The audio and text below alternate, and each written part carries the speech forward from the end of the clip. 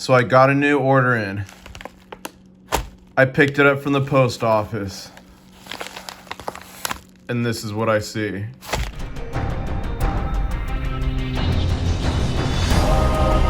One stacker on a journey to find silver. International Stacker. What's up, guys? International Stacker back, and I hope you enjoyed that long intro. I used to always do the long intro, but then people were like, it's too long, so I decided to sprinkle it around. And thank you, everybody, for watching. If you are new, I literally travel the world buying gold and finding gold and silver, treasure, bullion, coins, everything. The last year's been crazy. I work in emergency management. That's why I travel the world, and I've been responding to the hashtag beer flu. Beer is in a corona beer, and flu is in virus. I don't dare say those two words together because they are still censoring. Anyways, I got a package. I got a package here to unbox. Oh, and let me just say, smash that like button and subscribe. Help me beat the YouTube algorithm and all the censorship. So I picked this up from the post office in my P.O. box. And this is what I see. So I bought this order. This is a private buy from a longtime viewer. So I totally trust him. And he's won Godwins for me in the past. He sent stuff for my nieces. And this is how the package came. So I think we're okay. But I wanted to give you guys 2 pointers. Because I mail a lot of Godwins. GAW stands for GAW, giveaway. I give away a ton of gold and silver. So another reason to subscribe and smash that like button. When you ship, always tape that. Always tape it. And then if you have something heavy, I secure it on the inside with tape or really stuff it. Because what happens is this will move back and forth in there and then break out. And this was literally open in my P.O. box. So hopefully everything is here. The fact that this is in a Ziploc is probably what saved its life. It looks like there's stuff in there. So thank God he put this in a Ziploc. Otherwise, I think I would have lost a lot of these coins. And you guys are gonna love what's in here. You're absolutely gonna love. So let's open this. Okay, let's see. Let's see what this is. Let's take that off first. Dear IS, great doing business with you. Here's a few grams of silver for those sweethearts from Uncle Poop, as well as some stickers. Regards, Poop Man Stacks. Well, thank you, Poop Man. I'll give these to the little stackers. For those of you who don't know, I'm not married. I don't have kids. I still need to find Mrs. International Stacker. Somebody help me. I'm tired of eating grilled cheese and Hot Pockets. Anyways, so whenever I'm in California visiting my sister, domestic stacker and her family. Oh, Big Daddy Stacker with the sausage fingers. My niece is kind of getting videos, and he sent a little gram for each niece. So thank you, Poop Man. They're going to love that. Now, let's see what I got here. And you guys, I got some great stuff here. So let's see, and then I'm going to tell you how much I paid. So this right here is Israeli, obviously. So it looks like a commemorative Israeli coin of some sort. 1977 proof, super cool. I think 77, they're called lirat or something, not shekels. Oh, I've actually been wanting, oh wait. Oh, this is a super cool, this is Australian 50-cent piece. I don't have any of these yet. Look at that. That is a really cool 50-cent piece. We got the emu, I think, and then a kangaroo, a hopper. Cool. Oh, nice. An old Saudi rial. You guys know I have a ton of these. I have a bunch of these from Saudi, and this one is super nicely toned. Very cool. I've given away like a handful of Saudi rials. It's funny, when he was selling me this stuff, he said Saudi rial. I was like, huh. I wonder if that's one of the reals I gave away on a GAW, but it wasn't. But that would have been funny if it came full circle and I bought it back. That's like Inception right there, right? The coin world. So for many of you who don't know, if you want to get really good deals on silver, probably not as good now as it used to be, I found that if you go to LCS's, which stands for local coin shops, and let me fix this light a bit. around the U.S. that frequently they have whole bags and jars of international silver from around the world that for one reason or another people wouldn't buy. So pre-pandemic, I was able to go, and even daring a little bit, to start to LCSs and buy everything at spot price. It was amazing, and even Canadian stuff. So let's see here. We got ourselves a Canadian dollar. Got ourselves, that's a pretty cool Canadian 50-cent piece, 1965. Another Canadian 50-cent piece. I don't think I have any of this style. That's pretty cool. Canoe. That's $1. And you guys, pre-pandemic, when things were like not crazy, I was paying 10 bucks a pop for Canadian dollars. I'm not sure how much I had paid for each of these. Oh, my favorite, the goose.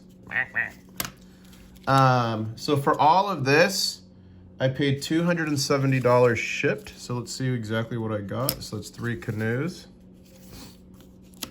2 the goose dollars, 3 goose dollars. Those are my favorite Canadian dollar, I think. Another pretty cool 50-center. Look at the, don't say it IS. Don't you dare say luster. Okay. LFL. LFL. I'm congested this morning. Sorry, guys. And it is 5 a.m. right now. This is when I have to film videos. I'm so busy these days. But the good news is my job is calming down a lot. I'm almost over the hump. I'm almost over the hump of when things are going to start scaling down, and then I can just freaking take a breather. For those of you who don't know, for over a year, I've been helping with the COVID response, first in Maryland for 6 months, then here in the great state of Illinois for 6 months. And it's been insane. I have had 0 time off, even most weekends I worked, and between 12 to 18 hours a day. So it's definitely calmed down to where I'm not to do as bad as that. But I mean, you guys talk about burnout. I was beyond burnt out. I couldn't make a lot of videos for you guys, which like really bugged me. I come home, sleep, wake up early, go. And even now, things are calming down, but I'm still having to make videos at 5 a.m. So I've just made this. It's like 5 a.m. I'm going to record, put it on my computer, edit it, and I'm going to upload it this morning. So when you watch this, I am literally sitting in my office, sipping coffee, saying, smash that like button. Yeah, I want you to take that like button by the hand, walk him into a ravine, tell him to wait, then climb up on the hill and push a rock on him so he smashes. So, okay, we got 1, 2, 3, 4, 5, 6, 7, 8, 9, 10, 11, 12 50-cent pieces Canadian. 4, 5, 6, $7 Canadian. And then the Israeli coin, the Australian coin, and the Saudi Riyal. And I think this is like an Australian, it says 50 cent, but I feel like it's an Australian dollar. I know these are on the rarer side. I've never seen one of these in person. And I think these are like highly sought after in terms of Australian junk silver. Let me know what you think, guys.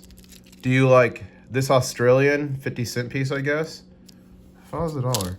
Do you like the Israeli commemorative? Super cool. Lyrit. Just right here, if I can read that for you, it says, catch you on the next one. No, kidding. Do you like the Canadian junk? Now, why am I calling it junk? Or you like the Saudi Riyal? The Saudi Riyal is pretty cool.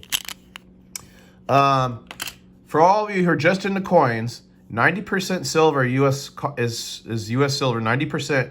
Anything 1964 and before was 90% silver. So people call it 90%. People call it junk silver because until recently it was the cheapest kind of silver. You could get it cheap. And by the way, when silver ran up back in the 1980s with the Hunt brothers, and I'm going to talk about the Hunt brothers and that conspiracy in another video, but people were literally sending in pre-1965 coinage and having it melted down and refined. So they called it junk silver. And then also a lot of people call it constitutional silver because in the Coinage Act, I believe, the Coinage Act, I think, it refers to the U.S.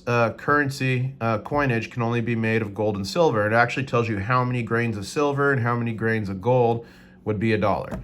So a lot of people refer to 90% silver, which was real money in circulation as constitutional silver because it's in alignment with that. So some people will call even the foreign junk silver, foreign constitutional, whatever. So that's it for my quick lesson. I hope you liked it. I hope you liked this video. And although prices are high for gold and silver, I'm still stacking. I might not be stacking as aggressive as I have been in the past, but I'm still stacking. Dollar cost averaging, folks. Meaning if you buy consistently over time, eventually the prices will adjust for themselves. I'm back to around 6,000 ounces of silver. My average is still $18 a pop.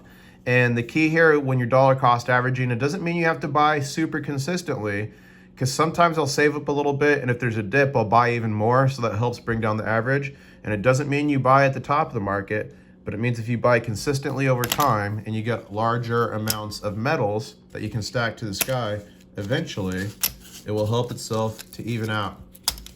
And right here, this little stack is worth $270.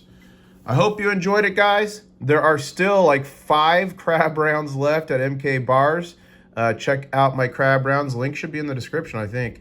Only a couple left to own this piece of history, and you might still get the rare variant. You might get the rare variant, but this is the pirate with the peg leg. So check it out. I believe the coupon crab people still works, and I guess I'll say